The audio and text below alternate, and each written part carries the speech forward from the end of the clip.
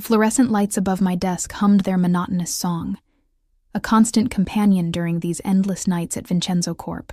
My fingers ached from typing, the joints stiff and swollen after 12 hours of processing invoices, scheduling meetings, and answering calls that always seemed to come at the worst possible moment.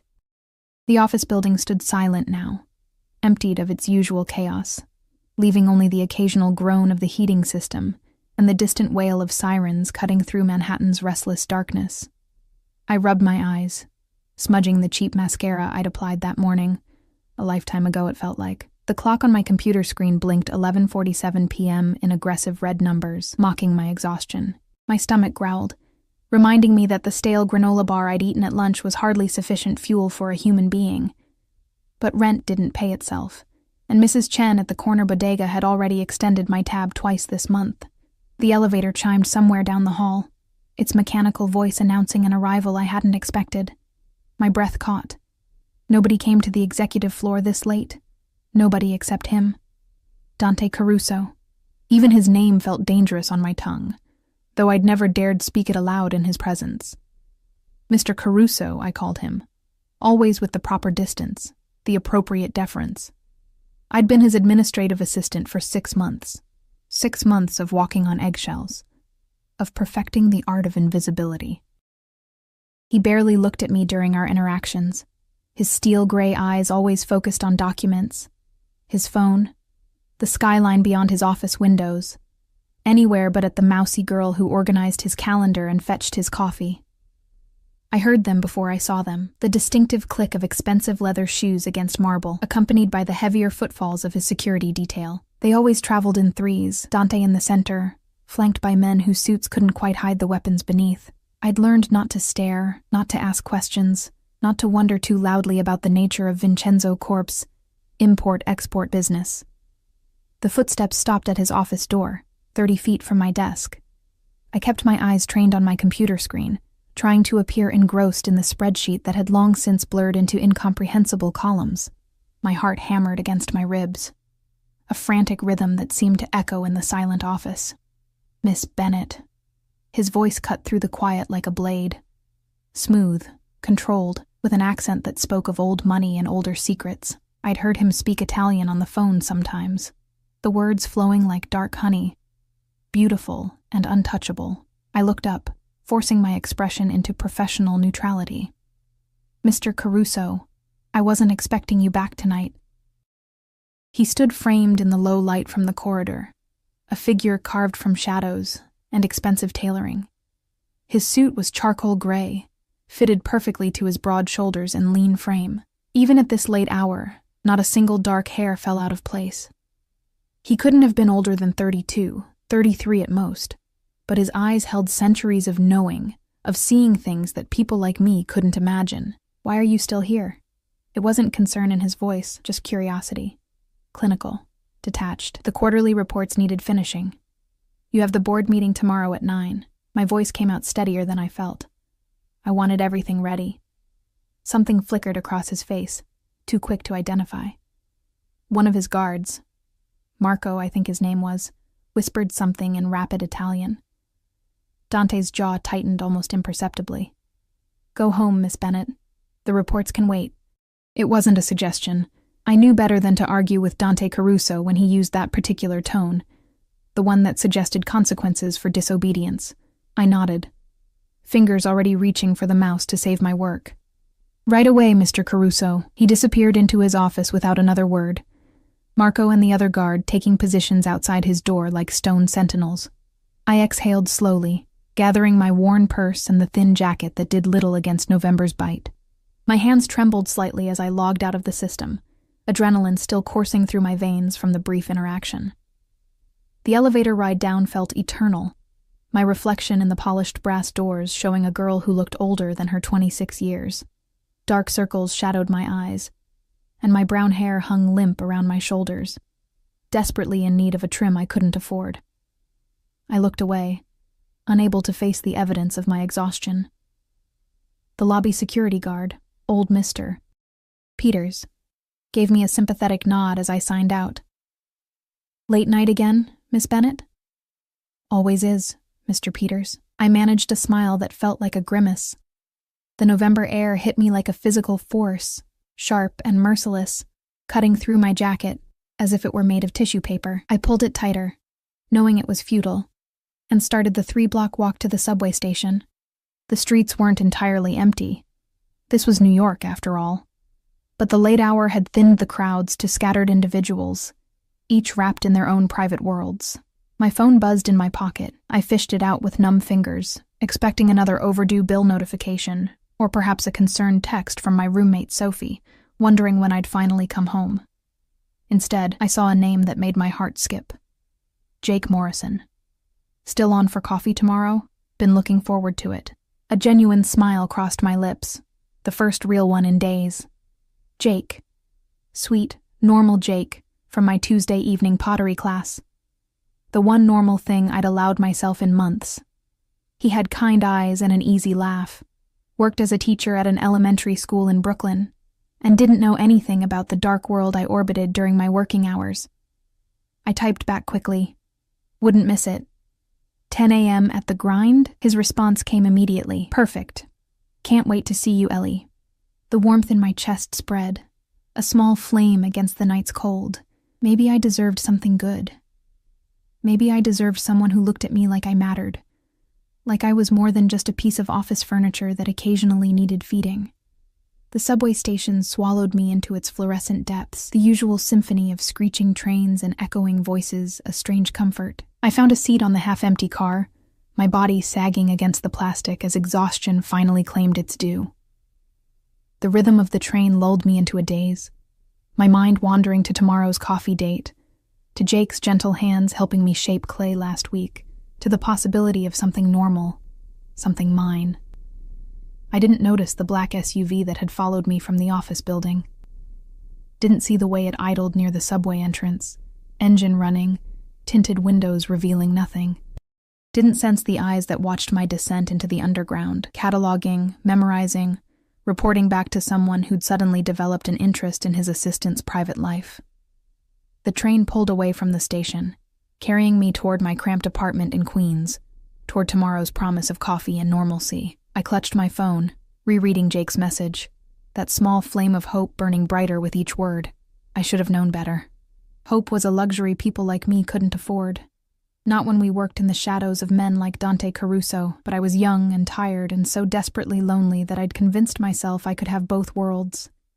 The dangerous job that paid my bills, and the safe romance that might heal my heart. The universe, I would learn, didn't allow such convenient divisions. By the time I emerged from the subway in my neighborhood, the clock had crossed into a new day. I trudged up the 4 flights to the apartment I shared with Sophie, each step an effort of will. She'd left the living room light on for me, a small kindness that made my eyes sting. I collapsed onto my bed without bothering to change, Jake's message still glowing on my phone screen. Tomorrow, I thought. Tomorrow I'd have coffee with a nice man who didn't carry the weight of violence in his eyes. Tomorrow, I'd remember what it felt like to be normal. But first, I had to survive the night.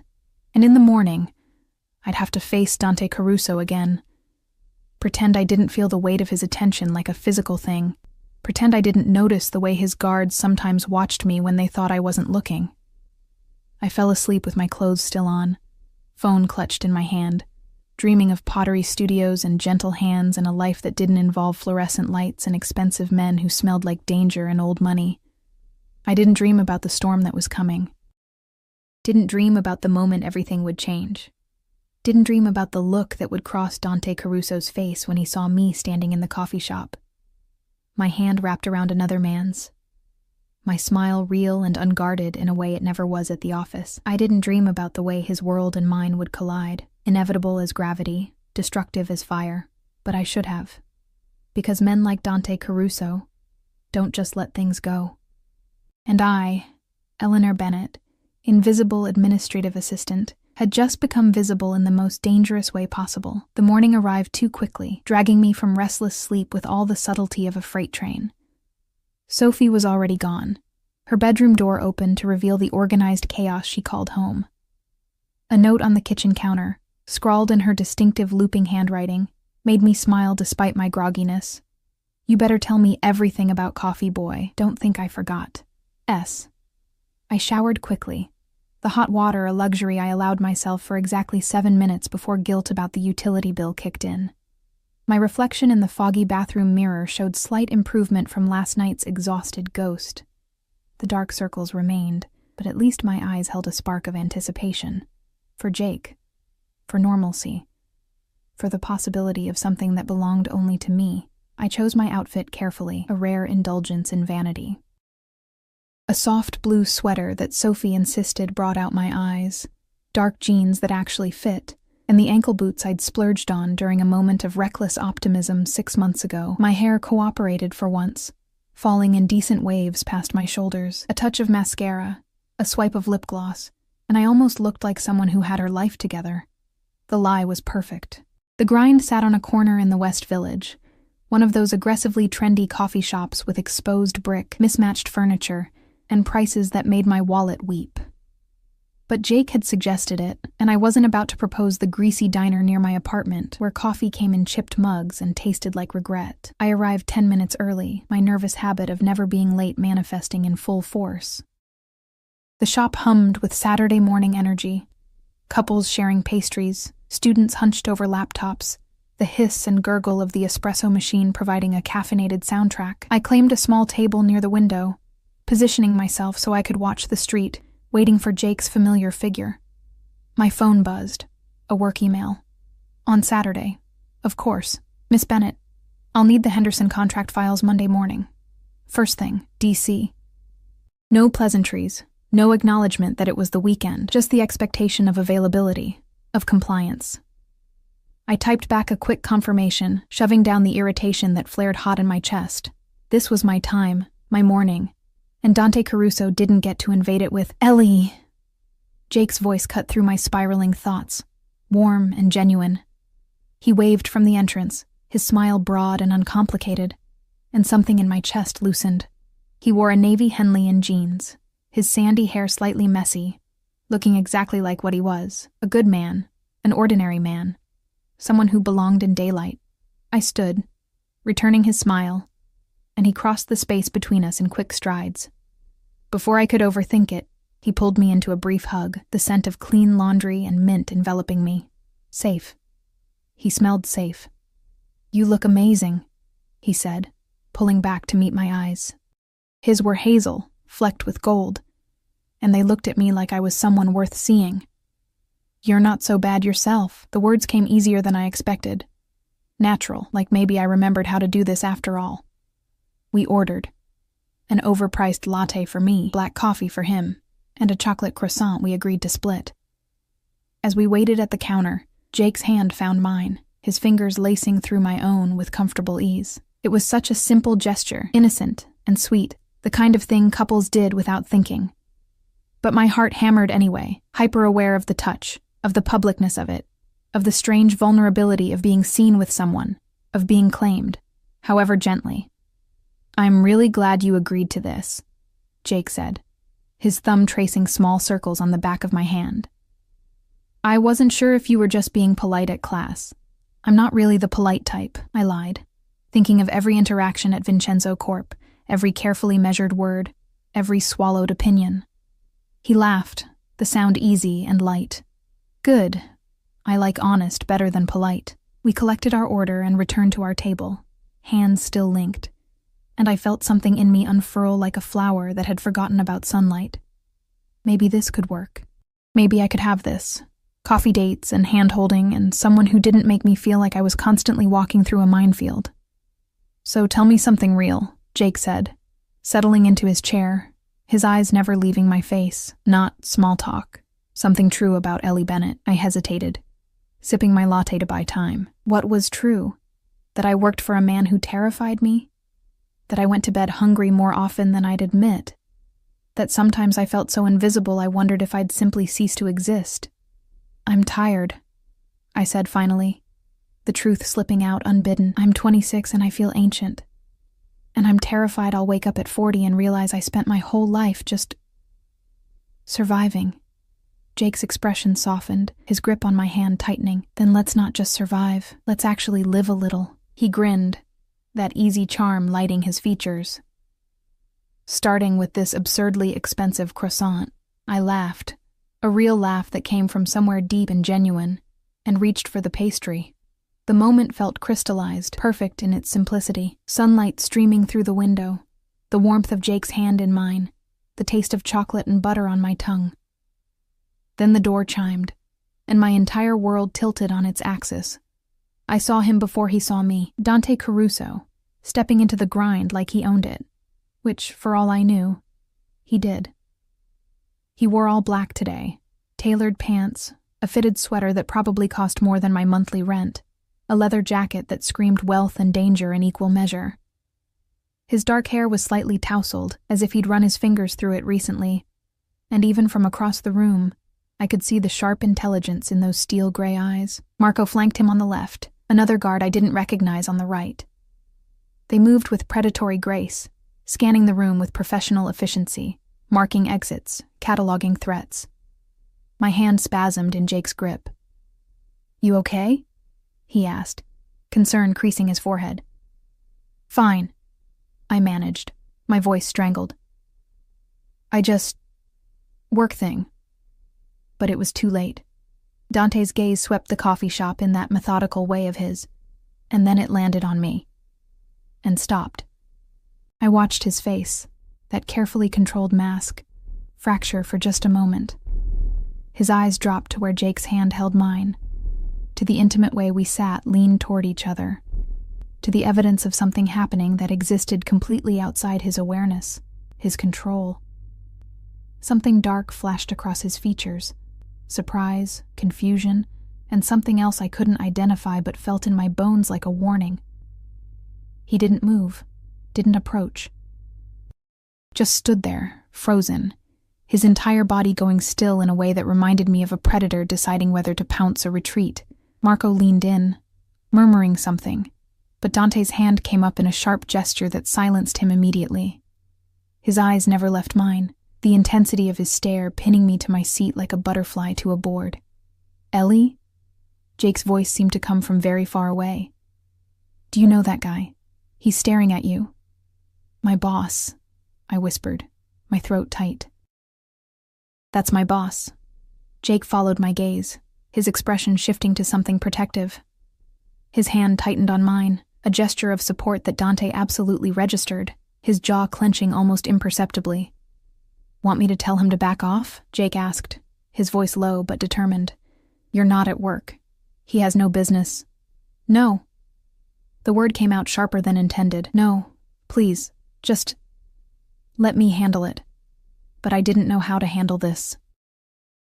Didn't know what to do with the weight of Dante's attention, with the way he looked at me like he'd never actually seen me before and was trying to reconcile this version. Laughing, relaxed, someone's romantic interest, with the quiet ghost who haunted his office. The moment stretched, taut as a wire, ready to snap. Then Dante moved. Not toward us, but toward the counter, his guards adjusting their positions to accommodate. He ordered something, his voice too low for me to hear, but his eyes kept flickering back to our table, to my hand still entwined with Jake's, to the evidence of my separate life. "Is he always this intense?" Jake asked, attempting levity but missing the mark. "Because that's some serious boss energy."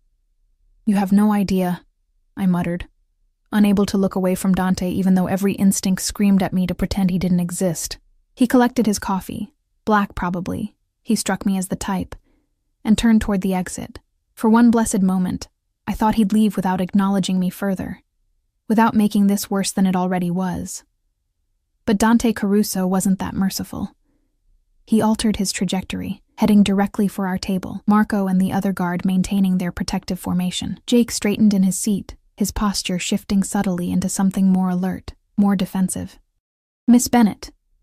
Dante's voice held that same controlled quality, but underneath it ran currents I couldn't interpret. "I didn't expect to see you here. It's Saturday, Mr. Caruso."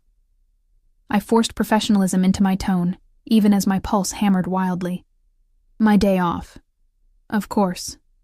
His gaze slid to Jake, assessing him with the same clinical precision he'd used to evaluate a business proposal. "I'm interrupting." It wasn't a question. and the unspoken threat beneath those words made my stomach drop. This was my world colliding with his, and I had no idea how to navigate it, how to protect Jake from the dangerous attention he'd just attracted. Jake, bless him, extended his free hand, the one not holding mine. Jake Morrison. I'm a friend, I interjected quickly, desperately. Jake's a friend from my pottery class. The look Dante gave our still joined hands suggested he found my categorization inadequate. A friend. The way he repeated it, flat and cold, made the word sound like an accusation. Yes. Jake's voice held an edge now, responding to the implicit challenge. Is that a problem?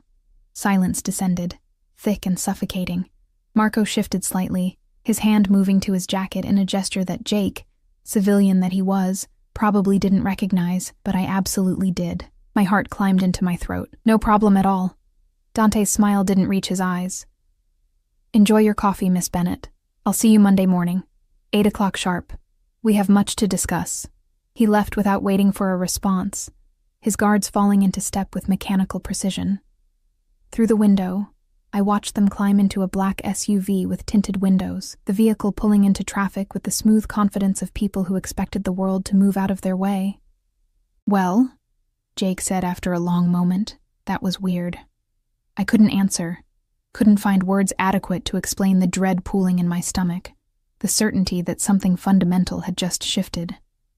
Dante had seen me, really seen me, and men like him didn't just forget things, didn't just let interesting developments slide. He seems like a piece of work, Jake continued, trying to lighten the mood. But hey, at least you stood your ground. That took guts. If only he knew. If only I could explain that standing my ground with Dante Caruso was like trying to hold back a tsunami with my bare hands. Futile and ultimately destructive. My phone buzzed against the table, a text from an unknown number. Monday, 8 a.m. Don't be late. We need to have a conversation about workplace boundaries and appropriate friendships. My blood ran cold. The weekend passed in a haze of anxiety that no amount of Jake's reassuring texts could fully dispel. Saturday afternoon, he'd walked me to the subway, kissed my cheek with a sweetness that made my chest ache, and promised to text me later. He kept that promise. Messages filled with jokes, questions about my day, plans for our next date, normal things. Beautiful, ordinary things that felt increasingly like lifelines thrown to a drowning woman. But beneath every moment of lightness lurked the memory of Dante's face in that coffee shop. The way his expression had shifted from blank professionalism to something far more complicated when he'd seen my hand in Jake's. The text message burned in my mind. Those words about appropriate friendships dripping with implications I didn't want to examine too closely. Sunday night, I barely slept. Every time I closed my eyes, I saw steel-gray irises fixed on me with an intensity that felt like being dissected, studied, catalogued. At 3 a.m., I gave up and made tea, sitting at our tiny kitchen table while Sophie snored peacefully in the next room, blissfully unaware that her roommate was potentially about to get fired, or worse, for the crime of having coffee with a man. Monday morning arrived with cruel inevitability. I dressed with trembling hands, choosing my most conservative outfit. Black slacks, a gray blouse, flats instead of the boots, armor, however inadequate. My reflection showed a pale, hollow-eyed woman who looked like she was preparing for battle. Maybe I was. The Vincenzo Court building loomed against the early morning sky, all glass and steel and cold ambition. I signed in with Mr. Peters, whose cheerful greeting felt like mockery, and took the elevator to the executive floor. Each ascending number made my heart beat faster, a countdown to some unknown consequence. The floor was already buzzing with activity despite the early hour. Junior executives hurried past with files and laptops. Administrative staff fielded phone calls. The coffee machine in the break room gurgled its familiar song. Everything appeared normal, ordinary, unchanged. But I knew better. My desk sat in its usual position outside Dante's office, the space I'd occupied for 6 months without incident. I set down my purse, powered on my computer, tried to breathe normally. The clock read 7:47 a.m., 13 minutes until whatever awaited me. Dante's office door stood closed. No light visible beneath it. Maybe he wasn't here yet. Maybe I'd have time to prepare, to rehearse explanations, to build defenses against questions I couldn't predict. Miss Bennet. I jumped, nearly knocking over my empty coffee mug. Dante stood behind me, having approached with that unnerving silence he seemed to cultivate. He wore a charcoal suit today, perfectly tailored, his dark hair styled with careless precision. But it was his eyes that trapped me, those gray depths holding something I'd never seen directed at me before. Focus. Complete, undivided, unnerving focus. Mr. Caruso. My voice came out steadier than I felt. Good morning. My office. Now. He didn't wait for acknowledgement, simply turned and entered his domain, leaving the door open in clear expectation. I stood frozen for 3 heartbeats, then forced my legs to move, to carry me across the threshold into his territory. The office was exactly as I remembered from the few times I'd been summoned inside. Massive windows overlooking Manhattan, minimalist furniture in blacks and grays, artwork that probably cost more than I'd earn in a lifetime. Everything carefully curated to project power, control, dominance. Dante moved behind his desk but didn't sit. Instead, he stood silhouetted against the city skyline, backlit by morning sun that turned him into something almost otherworldly. Dangerous and beautiful in equal measure. Close the door. I obeyed, the soft click of the latch sealing us into privacy that suddenly felt suffocating. He gestured to one of the leather chairs facing his desk, and I perched on its edge, hands clasped in my lap to hide their trembling. Silence stretched between us, thick and expectant. Dante studied me with that same intensity from the coffee shop, his expression unreadable. I tried not to fidget, tried to meet his gaze with something resembling composure. Finally he spoke. How long? The question was so unexpected, so cryptic, that I blinked in confusion. I'm sorry? How long have you been seeing him? Dante's voice remained controlled, but something sharp edged each word. This Jake Morrison. Heat flooded my cheeks, embarrassment mixed with indignation. With all due respect, Mr. Caruso, that's not appropriate. Answer the question, Eleanor. My full name on his lips stopped me cold. He'd never used it before, always kept me at formal distance with his Miss Bennets and clipped instructions. Hearing it now, shaped by his accent and that commanding tone, felt intimate in a way that made my skin prickle. 2 weeks, I said quietly. A small rebellion of truth. We met at a pottery class. It's nothing serious. Nothing serious. He repeated my words like he was testing them, finding them wanting. Yet you hold his hand in public, smile at him like he matters. He's a kind person. He treats me well.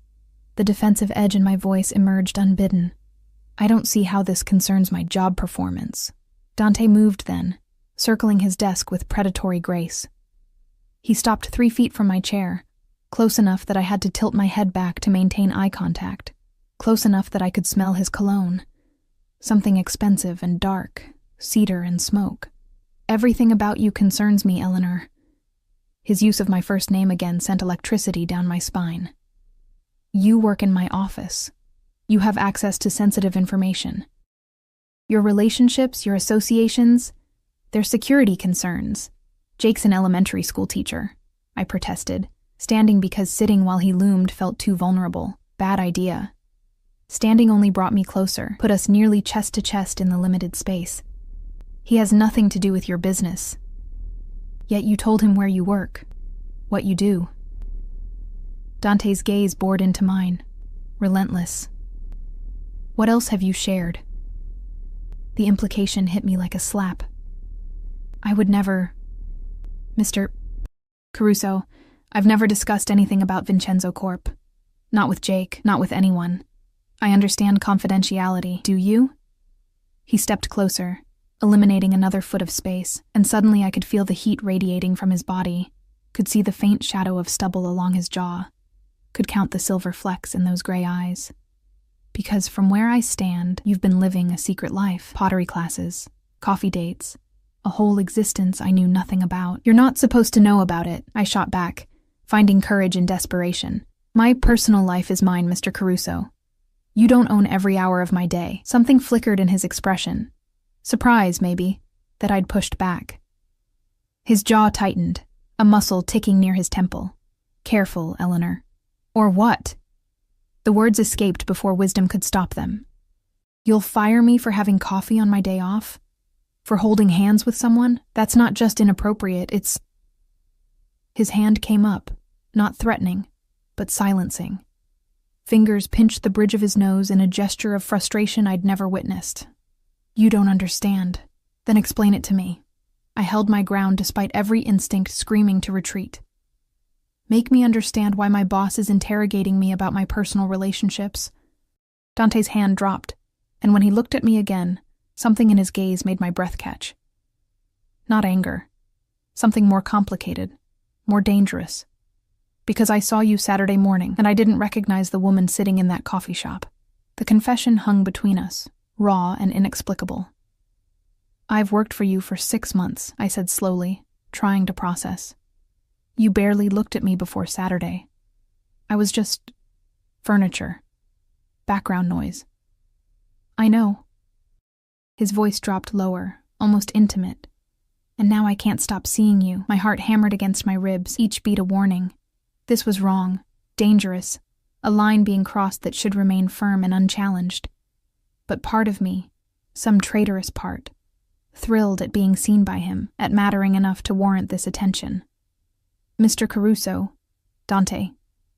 He cut me off. "When we're alone, you can use my name." The offer felt weighted with significance I couldn't fully grasp. "That's not—" "We shouldn't." "Probably not." A ghost of a smile touched his lips, there and gone. "But here we are anyway." A knock at the door shattered the moment. Marco's voice came through the wood, respectful but insistent. "Boss, you have the Henderson meeting in 5. Dante's eyes never left mine as he called back. "Cancel it." "But—" "Cancel it." The command held absolute authority, brooking no argument. Silence from the other side of the door, then retreating footsteps. Dante took another step closer, close enough now that I had to tilt my head back at an almost painful angle. His hand rose, and I froze, certain he was about to touch me, to cross that final line. Instead, his fingers hovered near my face, not quite making contact, trembling slightly with restraint. "I need you to understand something, Eleanor. Men like your Jake Morrison, they live in daylight. Safe, predictable, normal." His voice turned rough, edged with something that might have been regret. "I exist in shadows. Everything I touch gets complicated, dangerous, corrupted." "Then why are you doing this?" My whisper barely disturbed the air between us. "Why pull me into those shadows?" His hand dropped, and he stepped back, putting necessary distance between us. When he spoke again, his voice had regained some of its professional detachment, though his eyes remained intense. "Because for 6 months, you've been the one uncomplicated thing in my world. Efficient, quiet, invisible, safe." He laughed, the sound bitter. "And then I saw you Saturday, saw you with him, and realized you'd never been invisible. I'd just been blind." My mind reeled, trying to reconcile his words with everything I'd believed about our relationship, about my role in his life. "What do you want from me?" "That's the problem." Dante returned to his desk, putting furniture between us like a barrier. "I don't know yet. But I do know this. Jake Morrison is wrong for you." Indignation flared hot in my chest. "You don't get to make that decision." "He can't protect you." "From what?" I demanded, frustration bleeding into my voice. "What exactly do I need protection from?" Dante's expression hardened, the brief vulnerability vanishing behind his usual mask. "From me, Eleanor, from this world. From the attention you've now attracted by being seen with you outside these walls." The words chilled me, implications unfolding like poisonous flowers. "Are you threatening Jake?" "I'm stating facts." His tone turned clinical, detached. "I have enemies. People who look for weaknesses, leverage, pressure points. You were safe because you were invisible.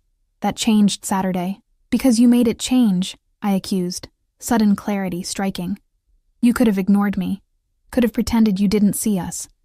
Instead, you approached our table, made it obvious you knew me, connected us publicly." Something that might have been approval flickered in his eyes. "Smart girl.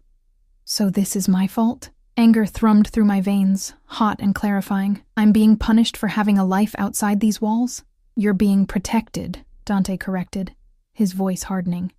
Whether you understand that yet or not. I don't want your protection. I want my life back. The one where my boss didn't know or care who I spent my weekends with. Too late. He said it with finality, like closing a door. You can't unsee things, Eleanor.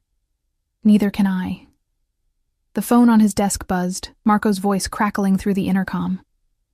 Boss, the board is getting impatient. I've stalled twice. Dante's jaw clenched, irritation flashing across his features. He pressed the intercom button. Give me 10 minutes. Then he focused back on me, and the weight of his attention felt physical. You'll continue your job as normal.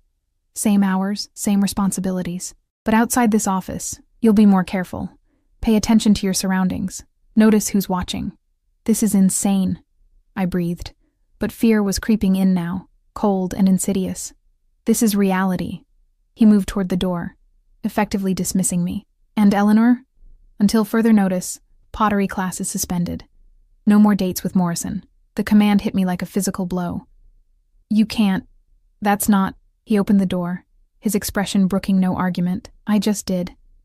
This conversation is over. I stood there, rooted to the spot, fury and fear warring inside me. Every instinct screamed to fight back, to refuse, to claim my autonomy. But the steel in his voice, the absolute authority in his stance, reminded me who held the power here, not me. Never me. I walked toward the door on shaking legs, passing close enough to feel the heat of him, to catch that cedar smoke scent. At the threshold, I paused, gathering scraps of courage. This isn't protection, I said quietly, not looking back. It's control. Sometimes, Dante replied, his voice dark as midnight. They're the same thing. The next 2 weeks passed in a fog of resentment and confusion. I went through the motions at work, filing reports, answering calls, organizing Dante's schedule with mechanical precision. But everything had changed, tilted sideways into something I didn't recognize. He watched me now, constantly. Not overtly, not in ways I could call out or protest. But I felt the weight of his attention like a physical presence, tracking my movements, noting my habits. When I arrived each morning, his office door would open within minutes, as if he'd been waiting. When I left for lunch, Marco or one of the other guards would materialize nearby, shadowing me to whatever cheap deli I'd chosen. When I stayed late, which was often, because going home meant facing Sophie's questions I couldn't answer, Dante would emerge from meetings or phone calls, dismissing his staff and insisting on having his driver take me home. I refused the first 3 times. By the 4th, his expression had turned so cold, so dangerous, that I'd climbed into the back of that black SUV without another word of protest.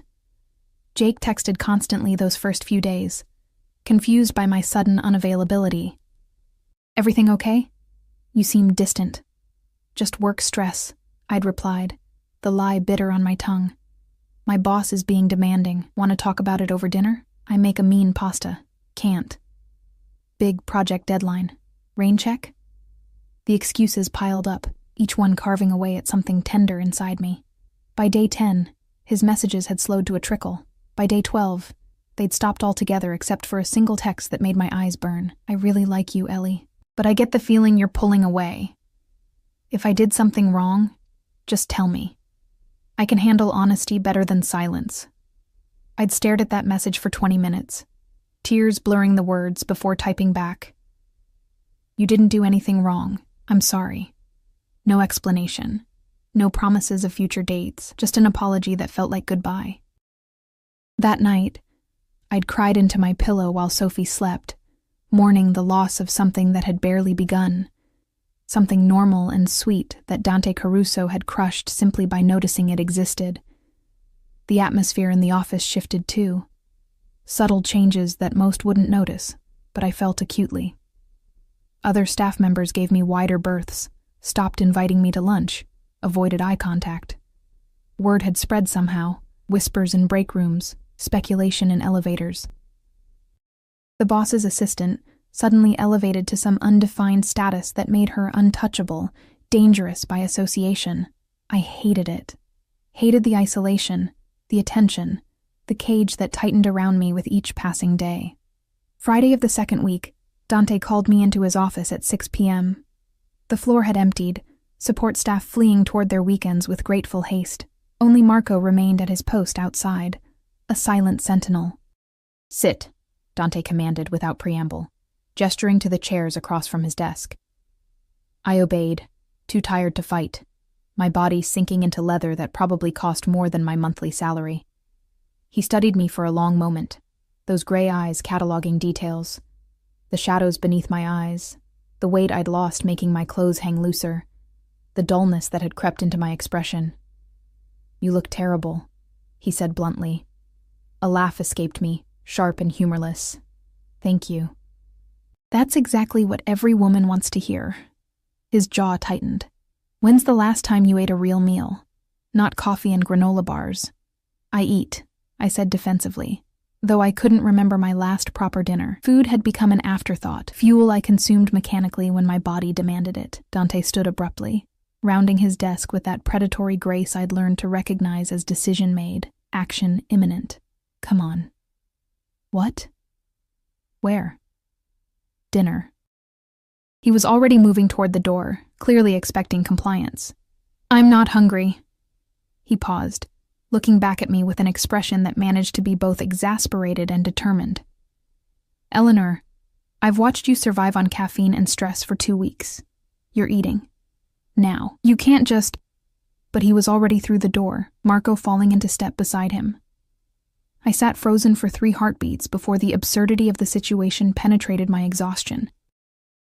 Scrambling up, I hurried after them, catching up as they reached the elevator. "Mr. Caruso, Dante," he corrected, pressing the button for the lobby. "I told you to use my name when we're alone." "We're not alone."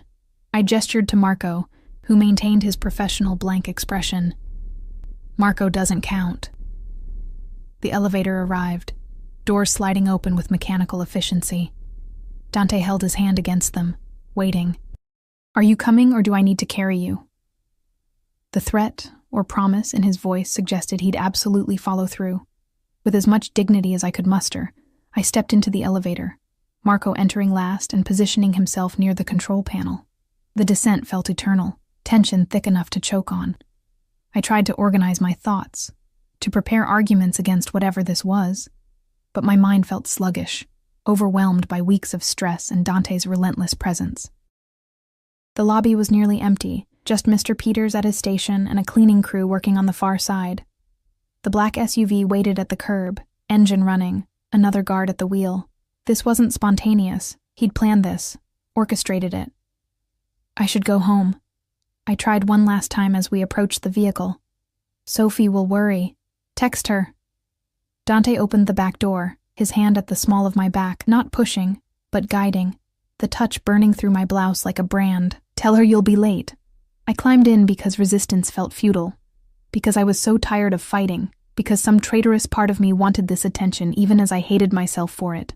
Dante slid in beside me, Marco taking the front passenger seat, the division between front and back seats providing a veneer of privacy. The SUV pulled into traffic with smooth precision, heading uptown.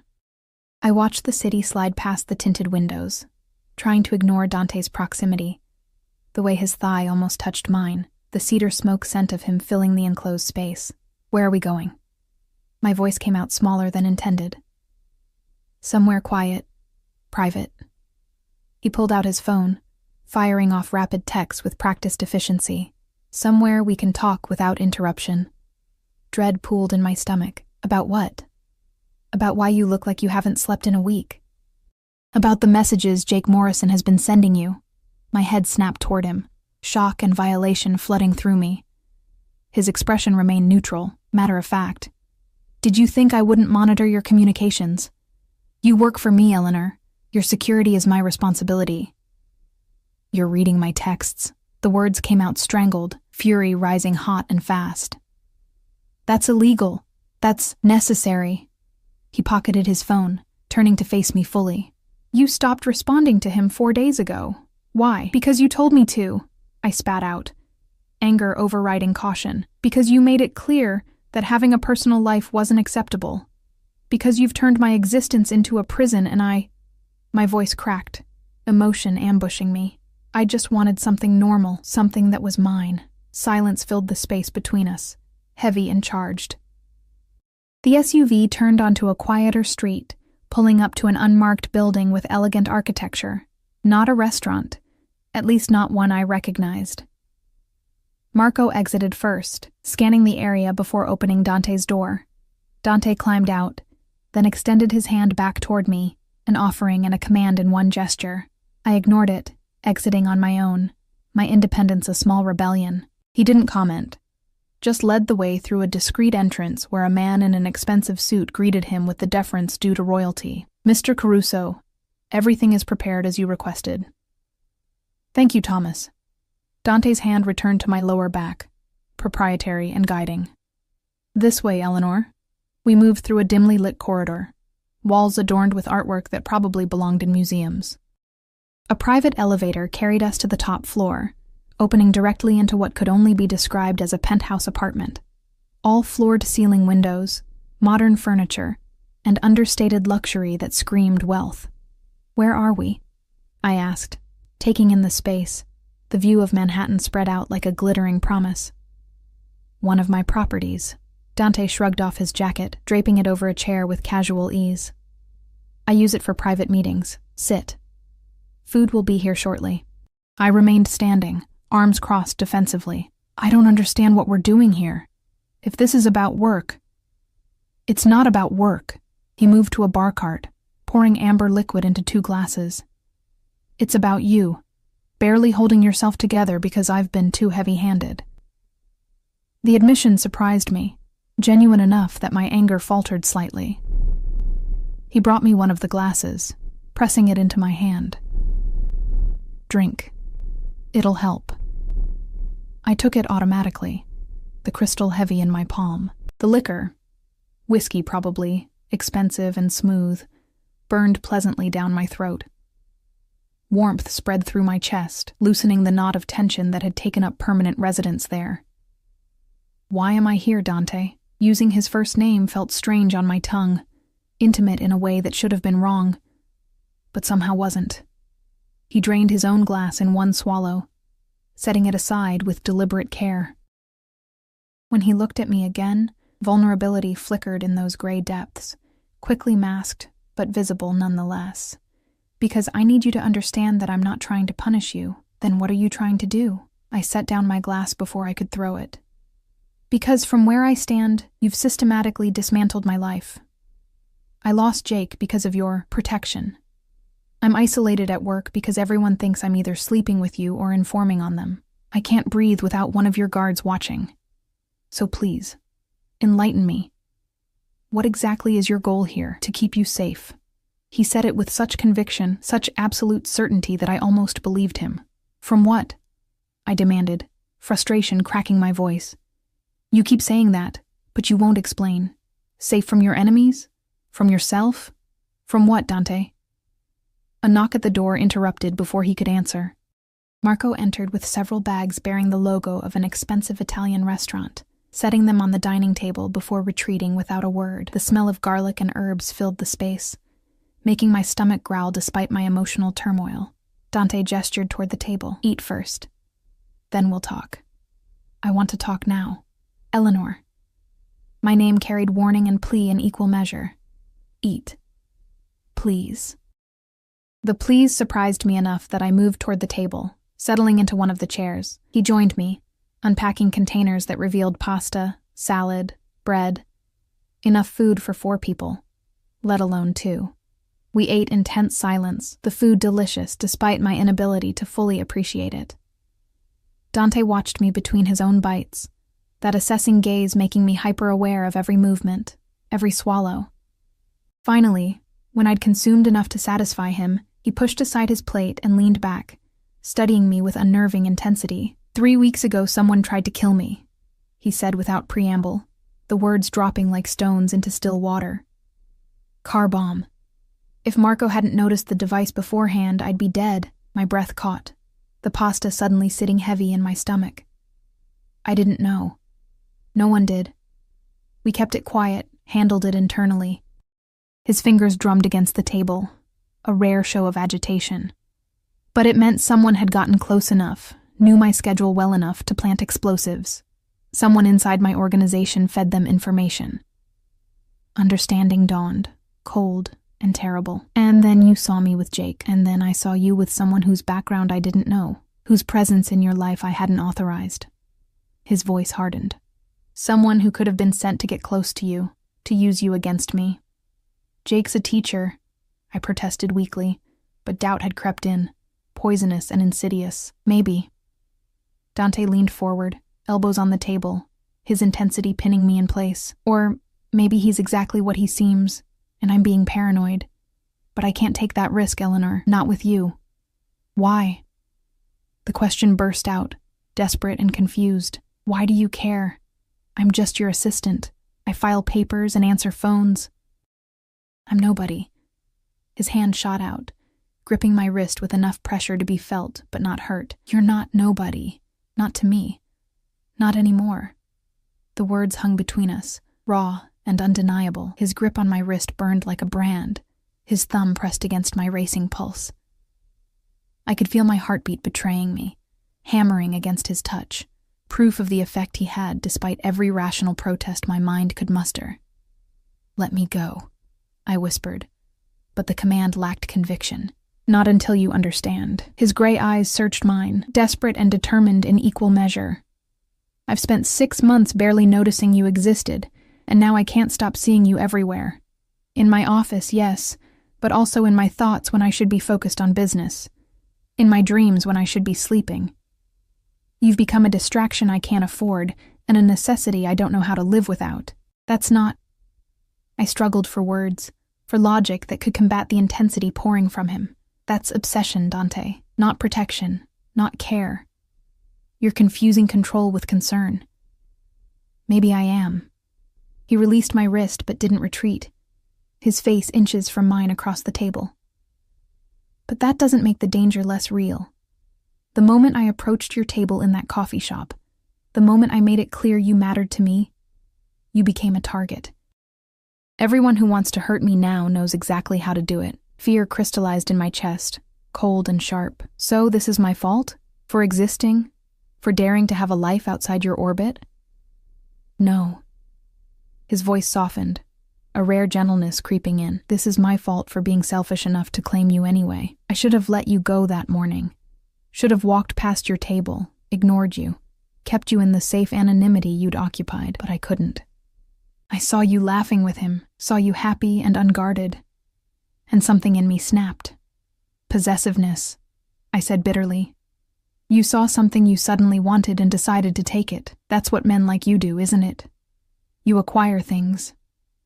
Pain flashed across his features, there and gone. Is that really what you think of me? I don't know what to think anymore. Exhaustion crashed over me in waves, 2 weeks of stress and confusion finally taking their toll. I don't understand what you want from me, Dante. You say you're protecting me, but it feels like suffocation. You say I matter, but you won't let me have anything that's mine. What am I supposed to do with that? He stood abruptly, pacing to the windows, his silhouette dark against the glittering cityscape. When he spoke, his voice carried the weight of confession. My father was killed when I was 19. Car bomb, like the one meant for me. My mother lasted another year before grief took her. I inherited an empire built on violence and loyalty, and I've spent 13 years learning that everyone has a price. Everyone can be turned. Everyone leaves. Voluntarily or otherwise. The vulnerability in his admission cracked something in my chest. I stood slowly, moving toward him without conscious decision, drawn by the rawness in his words. I don't let people close, he continued, still facing the windows. Don't allow attachments that can be exploited. It's safer that way, cleaner. But you... He turned, and the look in his eyes stole my breath. You were already close before I realized it. 6 months of quiet efficiency, of never asking questions, of existing in my space without demanding anything. And then I saw you with him, saw proof that you had an entire life I knew nothing about, and I realized how much I'd come to depend on your presence, how empty my office felt when you weren't there. How I'd started scheduling meetings just to have reasons to call you in, to hear your voice, to watch you move through my space like you belonged there. That's not healthy, I managed, my voice barely above a whisper. I know. A ghost of a smile touched his lips. But since when has anything about my life been healthy? We stood 3 feet apart, the distance feeling simultaneously too much and too little. Outside, the city pulsed with life. Millions of people living ordinary existences, unaware of the dangerous game being played in this penthouse, the collision of worlds that should never have touched. I can't be what you need, I said finally, the truth painful, but necessary. I'm not built for this world, Dante. The violence, the secrets, the constant looking over my shoulder. I wanted normal. I wanted safe. And I wanted to give you that, he said softly. Even if it meant staying away, staying blind to what you'd become to me. But the bomb changed everything. Someone knows my vulnerabilities now, knows where to strike. And whether I wanted it or not, you became one of those vulnerabilities the second I acknowledged your existence. So what happens now? The question felt enormous, life-altering. You keep me in a cage? Control every aspect of my life until you decide the threat has passed? No. He closed the distance between us, his hand coming up to cup my face with surprising tenderness. Now you choose. I blinked, confused. Choose what? Whether you stay or go. His thumb traced my cheekbone, the touch achingly gentle. If you leave, really leave. Not just Vincenzo Corp, but the city entirely. I'll make sure you're set up somewhere safe. New identity, financial security, complete separation from my world. You can have the normal life you wanted. The safety, the freedom. Hope and horror warred in my chest. And if I stay? His expression hardened, intensified. If you stay, you're mine. Completely, utterly mine. I won't apologize for being possessive, for wanting to know where you are, who you're with. I'll give you everything. Protection, luxury, anything you could want. But in return, I need your loyalty. Your presence, your understanding that the world we live in requires certain precautions. You're asking me to be your prisoner, I breathed. I'm asking you to be my partner. He corrected, his other hand finding my waist, pulling me closer. To trust that what I feel for you, however fucked up and controlling it might seem, comes from a place of genuine care. I can't promise normal, Eleanor. I can't promise easy. But I can promise that I will burn down anyone who tries to hurt you, that you will never want for anything, that you will be cherished in ways that man with his pottery classes and sweet texts could never manage. That's not fair to Jake, I protested weakly, even as my body betrayed me, leaning into Dante's touch. Maybe not. His forehead touched mine, his breath warm against my lips. But he can't protect you from car bombs and assassins. He can't give you a life of luxury and power. He can't make you feel the way I do. I saw it in your eyes that morning, Eleanor. The fear, yes, but also the thrill, the recognition that something had fundamentally shifted. He was right. And I hated him for it.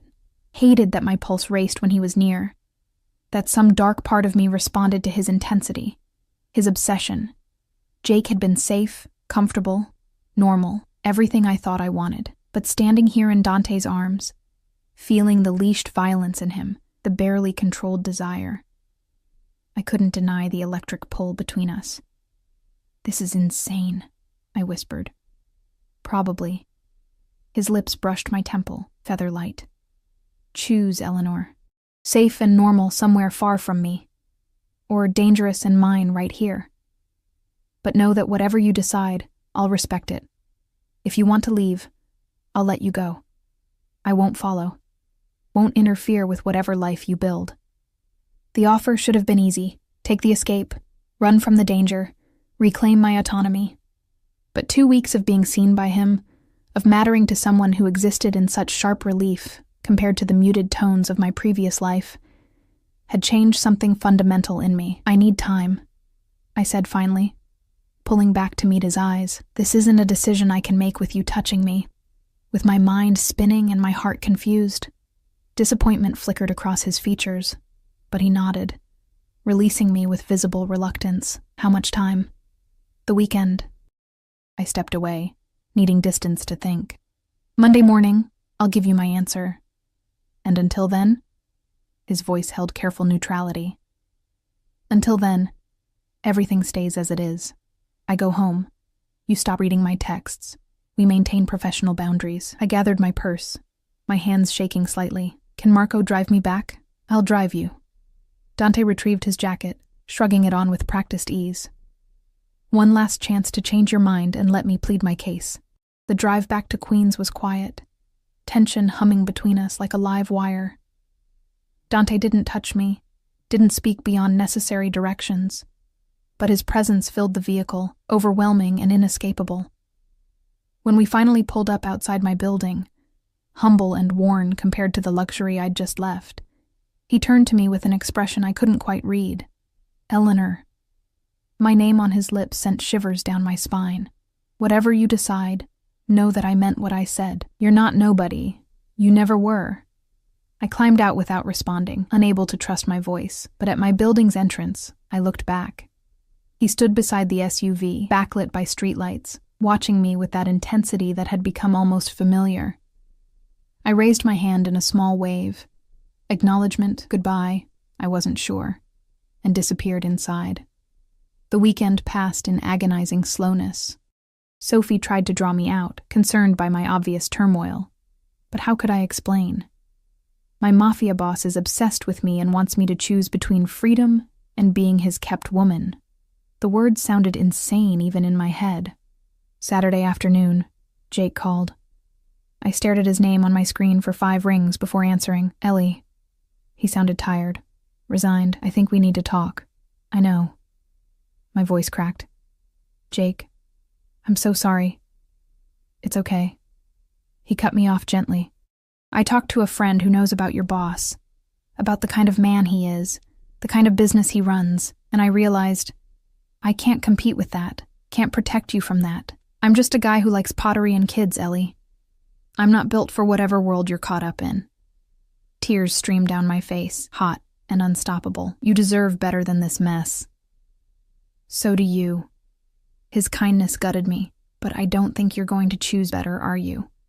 I can hear it in your voice. You're already gone.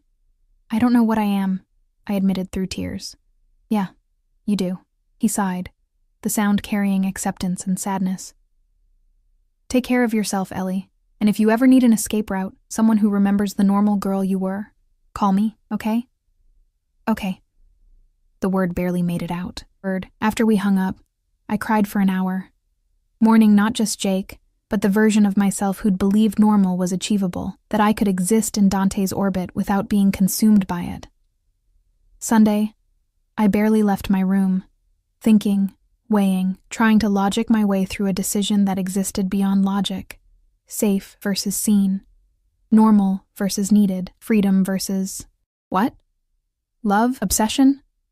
Something darker and more complicated than either word could contain? Monday morning arrived with cruel clarity. I dressed carefully. The blue sweater I'd worn to coffee with Jake.